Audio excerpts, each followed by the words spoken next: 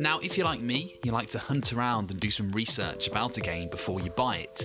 Recently, I played the action RPG game Greedfall, made by Spiders, and today we ask, should I buy it?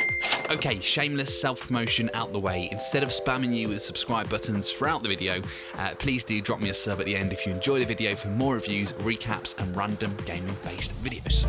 My royal fledglings are leaving the nest. Okay, so welcome to Greedfall, a highly ambitious release by French developers Spiders. And today we answer oui or non. That's pretty much the extent of my French.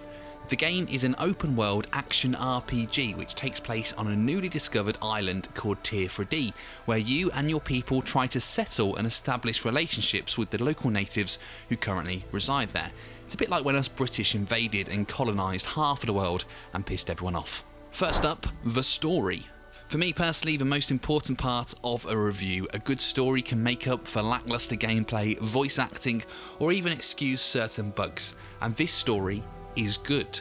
The idea of having a whole new world at your disposal to explore and build on is a clever one. I mean, imagine in real life if you were tasked with exploring a brand new mysterious island. It would be cool and fun.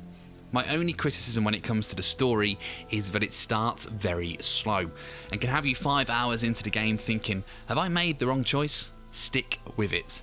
As the plot develops, more mysteries on Tier 3D are uncovered, and the narrative twists and turns like a roller coaster, with shocking moments that even Nostradamus himself wouldn't see coming. Starts slow, finishes strong, is pretty immersive throughout. 8. Setting. Tier 3D is beautiful if you ignore the horrific beasts who are trying to kill you. There's plenty of space to be explored, and it seems as if the developers have really spent time planning how they would like the world to look. From ancient and intriguing ruins to new and bustling cities, the world feels alive. My favourite element of the game was without a doubt discovering the native villages, all of them boasting their own little unique quirks of native life. However, the large stumbling block when it comes to the setting is the inside of buildings. Whether a budget issue or simply laziness, most cities and native villages have the exact same interiors. Almost as if the developers built one house and one tent and then copied and pasted it across the entire map. It's not a deal breaker, but it can get pretty annoying when mid-quest you think, wait, have I been here before? Lovely landscape, clever ideas, laziness and interior repetition lets the setting down. 6. Characters. You control either a male or female Lord/Lady de Sardet, a noble of the merchant congregation. Kind of imagine if Amazon were like a nation. And cousin of the Prince d'Orsay, Constantine, who you accompany to Tier 3D in the role of legate, which essentially means ambassador, whom is responsible for relationships between the 6 in-game factions. Now, I played as a male de Sardet, and you know, he's okay. I personally prefer to play as an underdog-like character who has the world against him and starts with absolutely nothing. Think back to the Dragonborn in Skyrim or the Inquisitor in Dragon Age Inquisition, opposed to a noble who is kind of born into riches. At the start of the game, de Sardet feels pompous, arrogant, and to be honest, a little bit annoying. However, as the game progresses and you learn more about his backstory, you start to warm to him. Just call me away. Might we finish all this later? Impossible, my lord! You are leaving with the tide, if what I've been told is correct. I am sorry, sir. Truly, I must be going. The voice acting is fine, it kind of suits the nobility feel of the character. In fact, I think the voice acting is better for the other characters in the game aside from de Sardet. You have several companions join you along the way, some are much better than others. I really like Siora, the native of the Guy Rad clan. She has a deep backstory and I felt myself genuinely caring about her outcome and well-being. Others, such as Petrus, are just pretty annoying. Do I frighten you so much that you do not dare question me directly, my child? And a big question, yes, most companions can be romanced. On the whole, the characters in the game are interesting, particularly the natives. 7. Gameplay.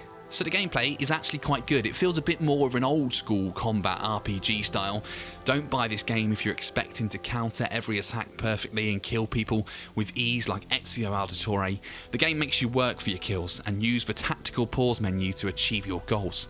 The combat was tricky and forces you to learn how best utilise your skills pretty early. It's not quite on the level of Dark Souls, but I did have to run away from several fights when the going got tough. Conversations are handled well and allows you to use your charisma skills to manipulate peasants to your will. Choices don't seem to be too game defining. You have a few big ones to make towards the end, but otherwise it does feel fairly linear.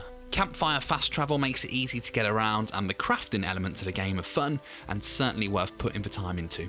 Overall, good old-fashioned RPG gameplay. 8. Visuals.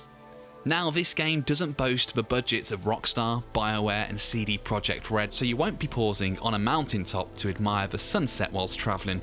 It's slightly unpolished and not hugely dynamic, but it didn't once really become an issue. In truth, for me personally, the raw, old school kind of feel to the game and the visuals felt a bit nostalgic, and I kind of quite liked it. 6. So throughout this game I encountered one or two minor bugs, nothing which required reboots. Sometimes the game's frame rates can drop a little bit during conversations, but never in cutscenes. On the whole, a pretty clean game. 8. Length.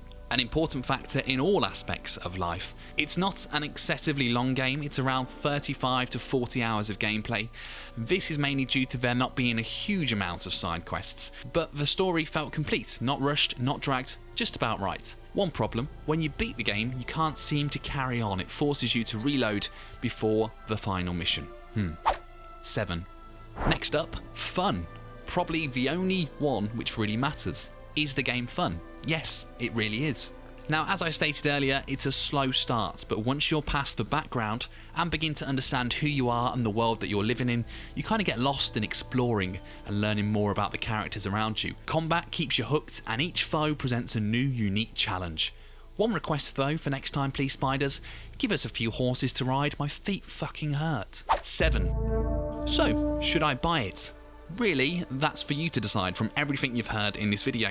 I went into this game with quite low expectations, to be honest, and left feeling pleasantly surprised. If you like action RPGs, you will enjoy this game. Now, I don't normally like to compare games to other developers' titles, but this really did feel like a slightly smaller budget Dragon Age game, and it was really, really fun. My verdict, buy it.